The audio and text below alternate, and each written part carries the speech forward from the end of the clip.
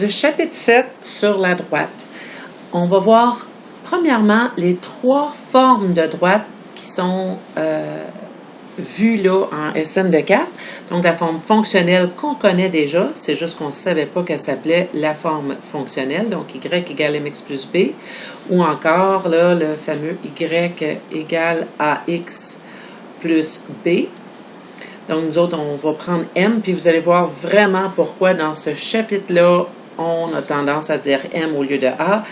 Bien, parce que ici, on a la pente, l'ordonnée à l'origine, et l'abscisse à l'origine. Ça a bien plus de bon sens de dire a pour abscisse à l'origine et m pour pente. Parce que sinon, dans le même chapitre, tu aurais a pour pente puis a pour abscisse à l'origine. On serait toutes mêlés.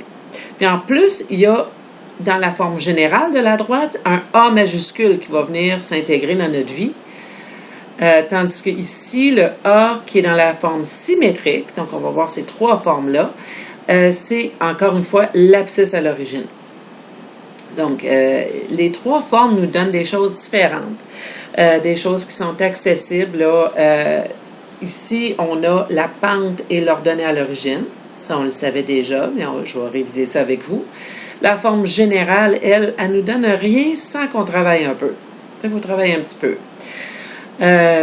Ni la pente, ni l'ordonnée à l'origine, ni l'abscisse à l'origine. Donc, faut travailler. Dans la symétrique, on a l'abscisse à l'origine et l'ordonnée à l'origine qui est donnée directement.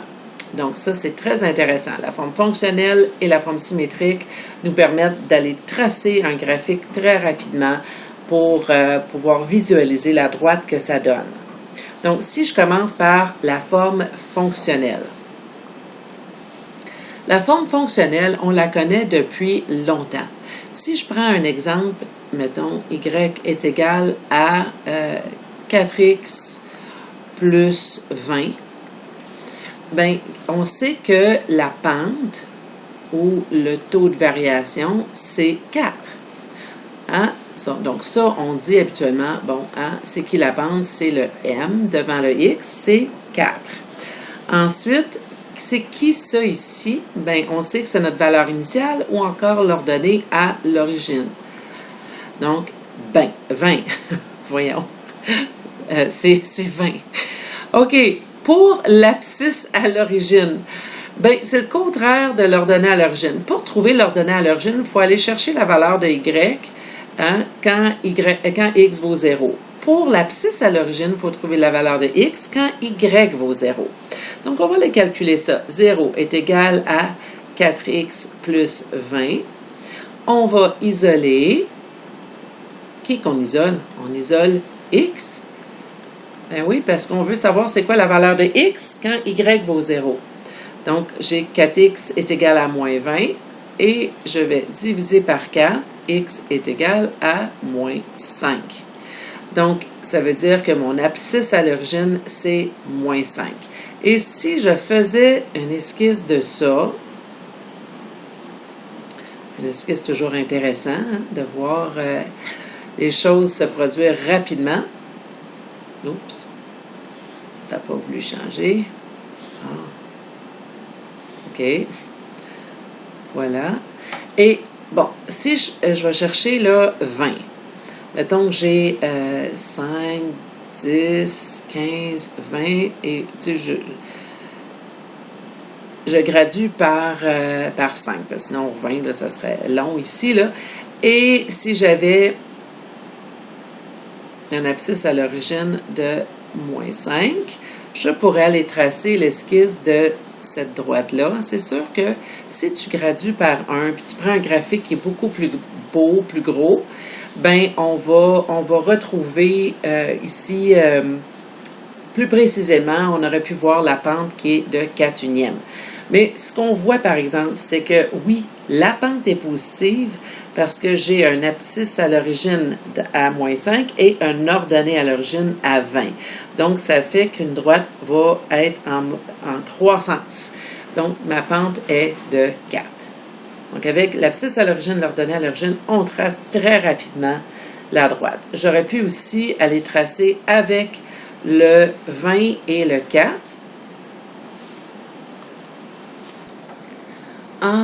sachant que la pente, c'est 4 unièmes, on peut partir du point, parce que dans le fond, on a un point qui est le point 0,20, pardon. Fait que là, tu partirais de 0,20 et là, tu ferais le taux de variation. Tu ferais 1, 2, 3, 4, 1. 1, 2, 3, 4, 1. 1, 2, 3, 4, 1. Donc, tu pourrais faire ça. Puis, je vais vous montrer, là, à un autre moment donné, comment aller faire ça, parce que là, ça, c'est pas très clair dans un esquisse. Donc, si on revient aux notes de cours, j'ai M pour la pente, ou le taux de variation, B pour l'ordonnée à l'origine,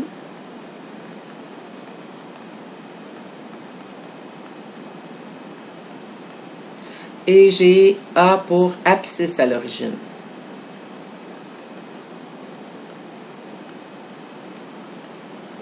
Bon.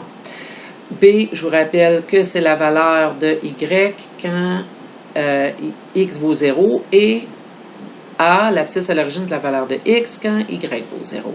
Bon, qu'est-ce qu'on fait? Ici, on a une petite forme fonctionnelle là, qui arrive bien. Donc, tu sais, qui arrive juste. Donc, on va regarder ce qu'on connaît. On connaît le M, qui est 3, et on connaît le B, qui est 12. Ça, c'est donné directement dans la forme fonctionnelle qu'on connaît depuis secondaire 3. Mais il faut trouver le A. Donc, pour trouver le A, on remplace un Y par 0. Donc, on va aller faire ça. Y est égal à 3X plus 12. On va isoler notre X. Hein, c'est la valeur de X quand Y vaut 0. Donc, je vais faire moins 12 de chaque côté. 0 moins 12, ça me donne moins 12. Et ce qui reste à droite, c'est maintenant 3X. On va diviser par 3 de chaque côté. Et enfin, le X va donner moins 4. Donc, mon abscisse à l'origine, c'est moins 4. Au fond, je devrais effacer ça ici. Là. Et mettre la réponse qui est moins 4. Donc ici, c'était la valeur, c'est la valeur de X quand Y vaut 0. Il y a une formule que je peux vous donner pour aller chercher l'abscisse à l'origine rapidement. Je ne suis pas... si on peut le faire à main, ben c'est sûr que tu n'as pas besoin d'avoir une formule là, dans la forme fonctionnelle, mais je peux vous la montrer parce que c'est une mini démonstration en même temps.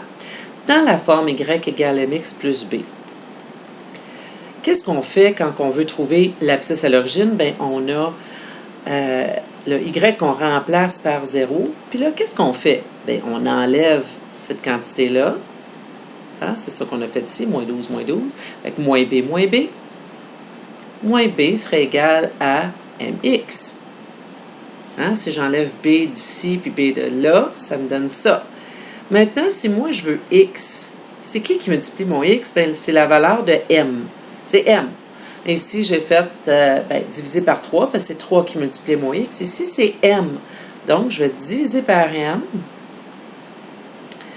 Et ça va, ici, ça me donne 1 sur 1. Donc, X est égal à moins B sur M. Et en tout temps, quand tu as une forme fonctionnelle, puis vous êtes chanceux d'avoir une feuille aide-mémoire, quand tu as une forme fonctionnelle, tu peux trouver l'abscisse à l'origine avec moins B sur M. Donc, ça veut dire qu'ici, j'aurais pu faire AC moins B sur M et faire ceci.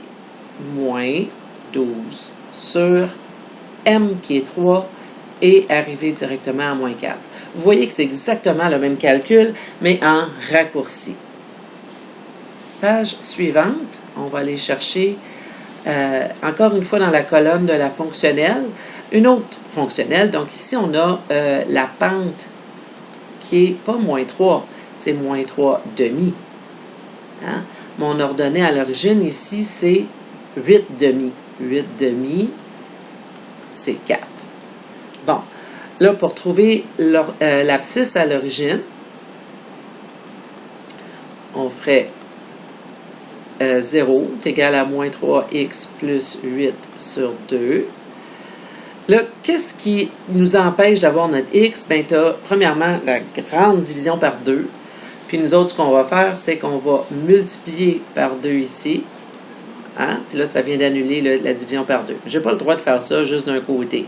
Donc, je dois le faire de l'autre côté. OK. Ici, 0 fois 2, ça donne 0. Ça n'a pas changé grand-chose dans ma vie, mais c'est parce que plus tard dans le chapitre, des fois, ça ne sera pas toujours un 0 ici. Pour l'abscisse à l'origine, oui.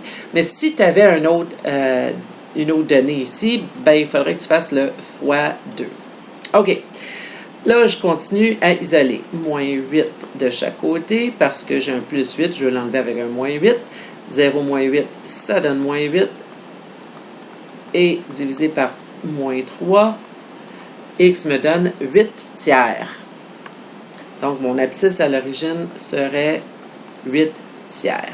Si tu vas aller trouver ça sur un graphique, c'est sûr que ça donnerait un 2,67, donc 2, un petit peu plus loin que 5, donc 2,67. Et maintenant, une troisième façon de voir une fonctionnelle, c'est si on a vraiment là, la pente et l'ordonnée à l'origine sont séparés. C'est pas tout le monde sur 3 ou tout le monde sur 5. Donc, ma pente ici, c'est 1 tiers. Hein? Qui multiplie mon x? Bien, c'est 1 en avant ici, mais mon x est sur 3. Fait que c'est 1 tiers. L'ordonnée à l'origine, c'est moins 4 cinquièmes. Et mon abscisse à l'origine, bien, on va aller trouver ça.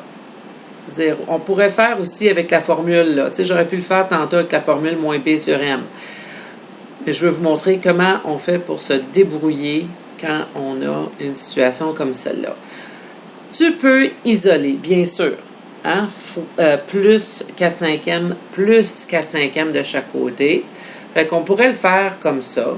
Tu sais, il faut quand même savoir comment se débrouiller dans les fractions. Fait que plus 4 cinquièmes va complètement annuler le moins 4 cinquièmes qui est là. Donc, il va me rester là, x tiers ici. Puis, je vais faire aussi plus 4 cinquièmes de ce côté-là. Donc, 0 plus 4 cinquièmes, ça fait 4 cinquièmes. Et là, tu as cette situation-là où x tiers est égal à 4 cinquièmes. Bon, oublie pas ce que tu vises. Je veux avoir x seul. Mais qu'est-ce qui m'empêche de l'avoir tout seul? C'est la division par 3. Donc, j'ai juste à faire fois 3. Fois 3. Tu peux le mettre en avant aussi, là. Fois 3. Quand tu multiplies des fractions, il ne faut pas oublier qu'un entier qui multiplie une fraction, là, tu peux toujours faire ça dans ta tête et dire, ah oui, c'est vrai, donc lui, il va multiplier le 4. 3 fois 4, 12. Et 1 fois 5, ça fait 5. Donc, 12 cinquièmes. Et si tu essayais, là, je ne suis pas dans la colonne là, de la générale, je veux juste vous montrer. Si vous vouliez faire la formule, excusez, non, efface. OK, si vous vouliez faire la formule, donc, pour trouver l'abscisse à l'origine dans une fonctionnelle, on a moins b sur m qu'on a vu tantôt. Encore une fois, là, je vous rappelle, je ne suis pas dans la générale ici, là, juste de la place. Donc, on aurait pu faire moins b, donc moins 4 cinquièmes sur 1 tiers. T'sais, vous avez une calculatrice affichage graphique, là. Vous pouvez mettre ça en parenthèse et faire Enter, puis mettre frac, là. Il n'y a pas vraiment d'excuses, là, pour avoir peur ici. Donc, moins, ça va donner 4 cinquièmes divisé par 1 tiers. OK. 4 cinquièmes, là, je révise les fractions avec vous parce qu'on m'a dit qu'en secondaire 5, vous faisiez beaucoup de fractions. Donc, 4 cinquièmes divisé par 1 tiers, c'est comme 4 cinquièmes. Je vous rappelle, quand on divise des fractions, on doit faire fois l'inverse. Et ça donne 12 cinquièmes comme ici. Voilà.